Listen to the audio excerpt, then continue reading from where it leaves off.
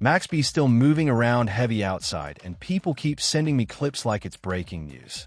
Somebody hit me talking about Max B getting kicked out of Madison Square Garden during a Knicks game because him and French Montana were sitting in the wrong seats. That's nothing major. But you know how fast the internet tries to turn a tiny moment into a whole saga. It's really not that deep. But then there's this other situation.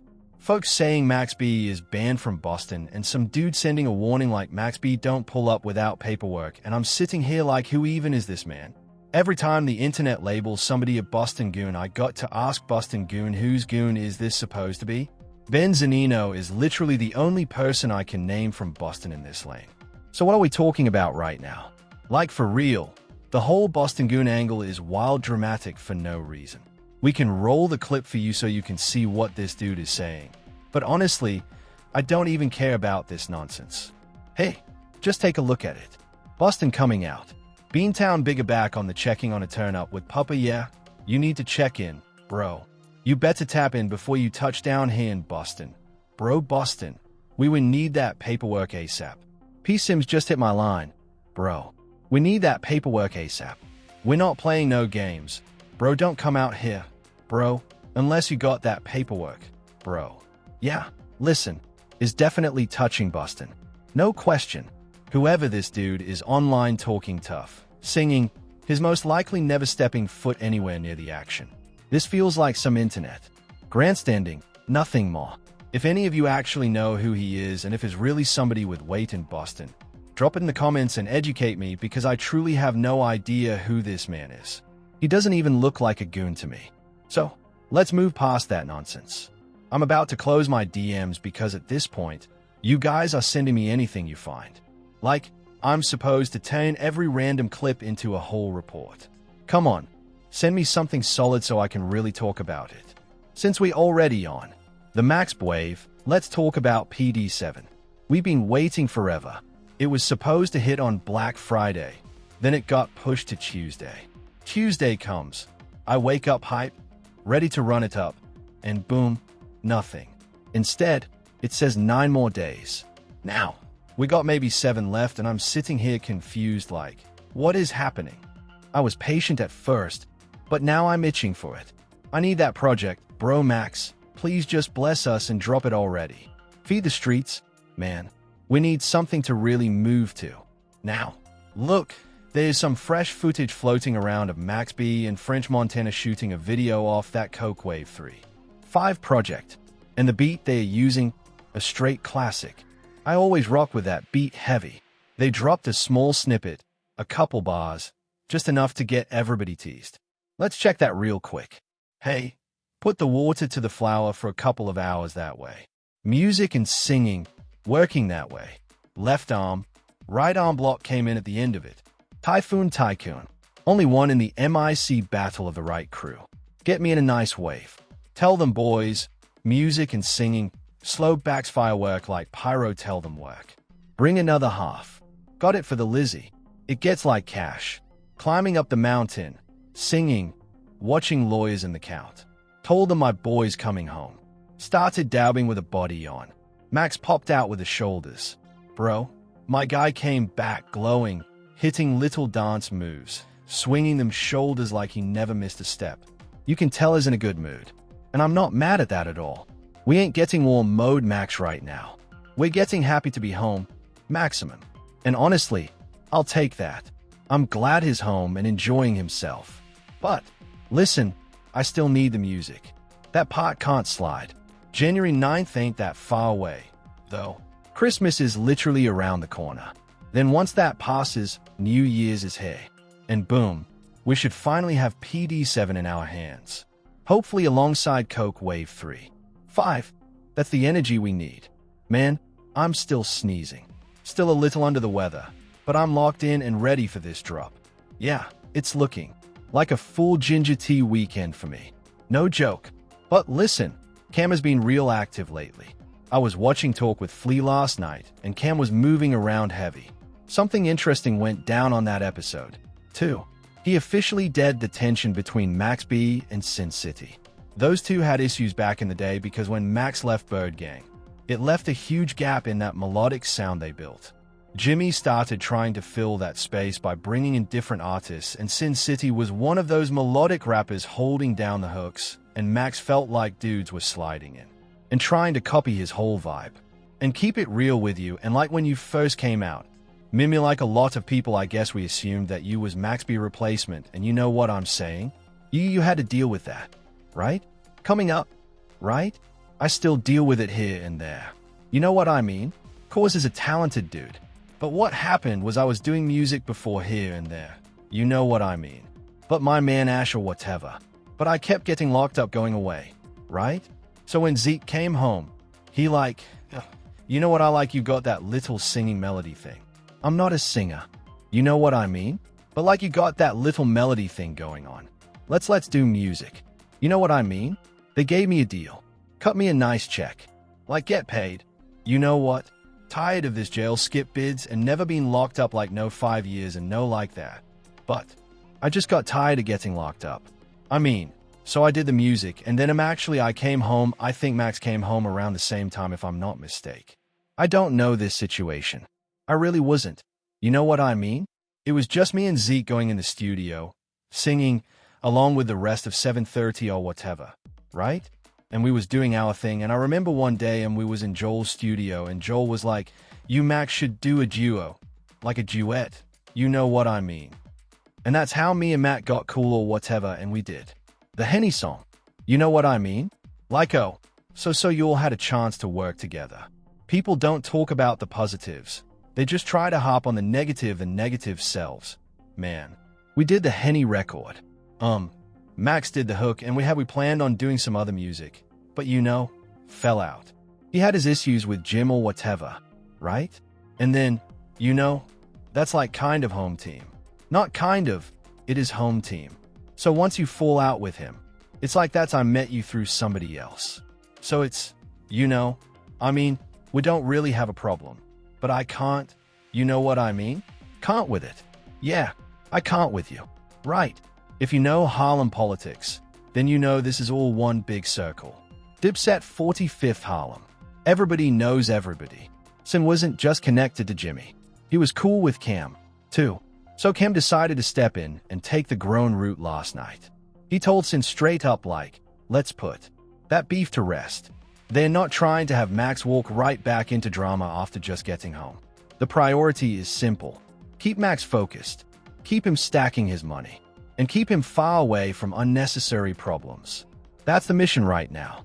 To be honest with you, you know, just clearing the air, you know, for fans that's older fans and know all of us and know a little bit of history about and where you used to go in the past, which I don't really bring up. Even like when I did the interview with Max, I'm not going to bring up no old problems he had. I'm not saying anything to get him in any new problems. I'm not doing anything to get him back sent to the penitentiary or jail or whatever the case may be, because some people like Cam you ain't asked this and Cam you ain't asked that. That man was home 3-4 days and didn't interview him with me to where he didn't have to. You know, even though that's my brother.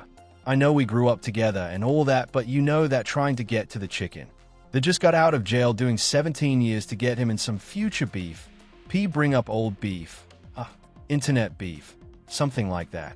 Period. Or to get him to say some to where he gets sent back to jail. He's on 5 years parole if I'm not mistaken. But I said all that to say this is that for those that don't know, and we're not going to get too much into it. You know, I know you all too may have had a little history in the past where it wasn't that good. But Max told me to tell you all that is old. He with you. It's much love. He was in before he came home. He was in jail watching Talk with Flea and he loved the shows. He just wanted to let you know it's all good on his behalf. So, we're not stirring up no old beef, and he just wanted to let you know and let me know to let you know that everything's all good on his end. Man. Period. That's what's up. And shout out to whole Broadway, New Jersey. Yeah, I did hear that. They Talk with Fleet fans in there. They watch it like religiously in there. Yep.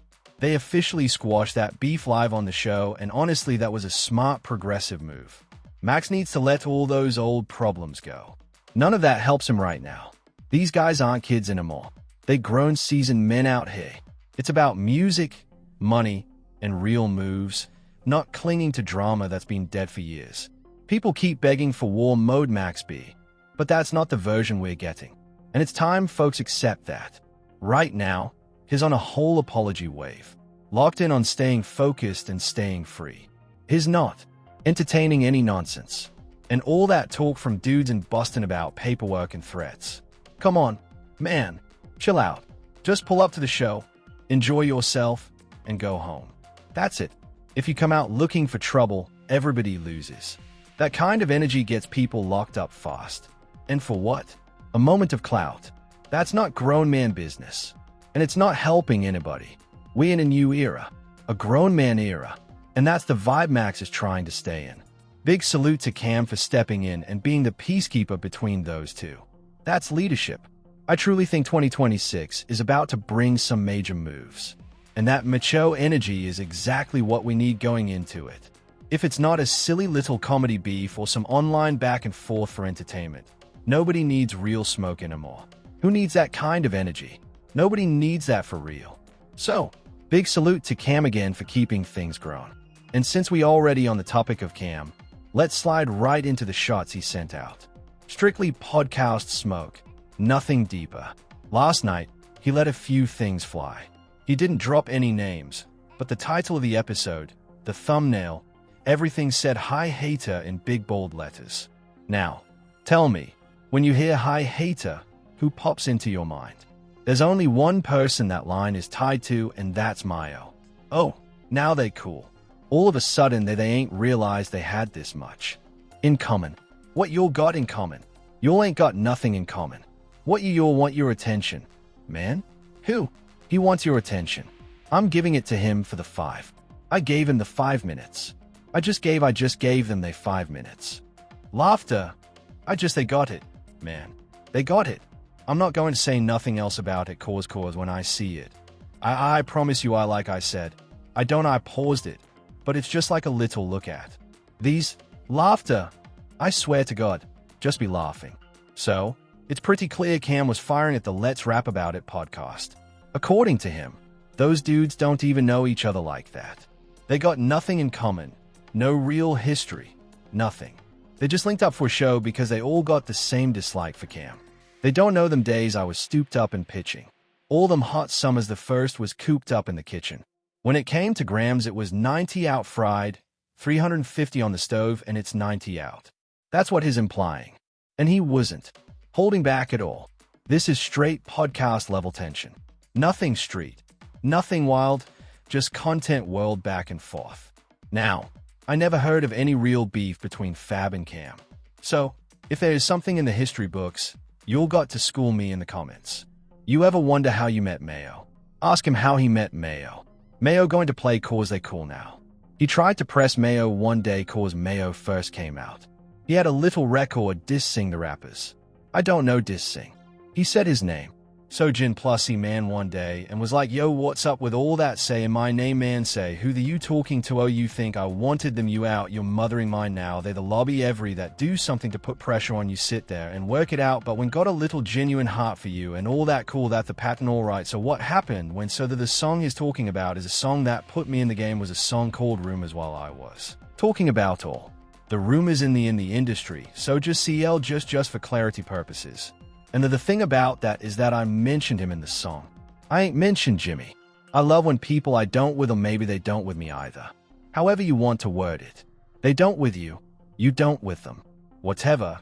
They don't even really know each other that well and they team up and start hanging out cause the only denominator is they don't like you. So they start hanging out and they start dealing with each other and and when you see this you be like you'll 2 and you'll 2 or you'll 3-4 same with Dave East. I've never seen Cam and Dave have any type of real issue. And as for Mayo, I didn't think they had problems either. In fact, I remember Cam saying there was a time when Mayo was pressing Jimmy because Jimmy had stepped to him over something Mayo said in an early track.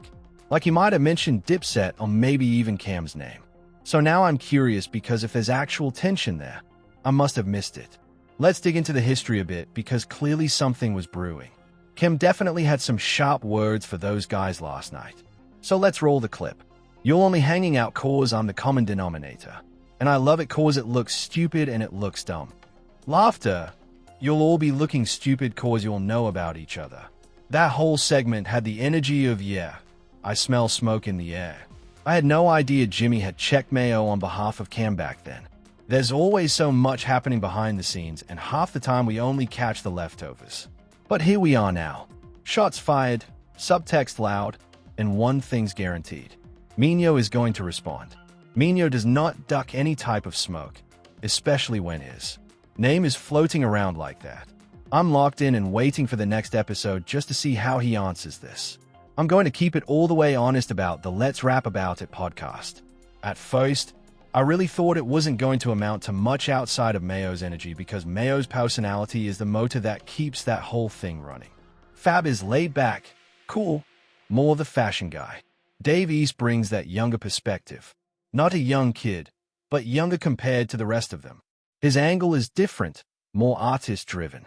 But Maino, he's the character, the spark, the one carrying that show on his back. And Jim is the boss behind the scenes since it's his spot. But Maino is the face of the energy. And I think Killer sees that momentum building.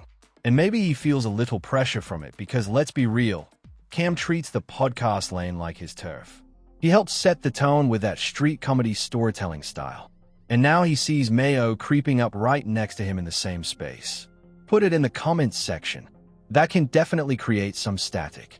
And yeah, there's smoke there. You can feel it. But if they keep it strictly podcast level and not street level, this could be straight comedy gold. These two are elite with the verbal jabs. Masters of snapping back and forth. Watching Cam and Maino go at each other in a content-only back and forth. I'm not going to lie. I'm here for it. Keep it clean. Keep it fun. Keep it on. Camera. The 4-onks pod. This is like the 4UNS pod. Like I rock with I kind of like this pod. I'm kind of realizing like I thought this would be more madness and chaos. I want to say I like Mayo. Davies. I don't know if Davies is a UNC, but definitely everybody else is fabulous. Mayo and N and Jim Onks. It's cool. And by the way, is a cool, but yeah, they got a good funny pod, man. And that could be some of the best entertainment all year. And since we already talking about Maino, let me show you exactly why he never ducks any smoke. Like, not even a try to roast the cast. And by the way, I love you all guys. Okay, I hope you'll look at like me talking about you. I hope it promotes YP. I'm not hating on y'all. Yo, Jim Jones is 53, dressed like a YN, hat to the back. You know what I mean? All grayed up. But come on, Jim. Like, you're 53. Yo, you got the cutout knee where we could see a kneecap, bro. Like, come on.